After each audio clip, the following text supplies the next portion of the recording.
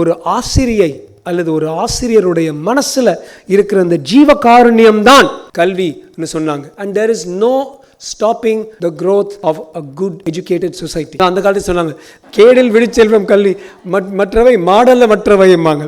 No, but it's so good. This is development. Not giving you 5,000 rupees and saying என்ன வேணா வாங்கிங்க. You don't have to teach. You have to teach someone to fish. You can't just give them fish. என்ன ரொம்ப அழகாக பண்ணுறீங்க நீங்கள் Madhumathi. So what's you doing is so amazing. ஏன்னா நீங்கள் வந்து you starting you making women fend for themselves by giving out what. கஞ்சா வித்துட்டு சம்பாதிக்கலாம்னு நினைக்கிறீங்களா? டாஸ்மாக் வித்துட்டு சம்பாதிக்கிறாங்க. நீங்கள் போய் கல்வி விற்கிறீங்க, கல்வியை கொடுக்குறீங்க. You're educating, empowering the society.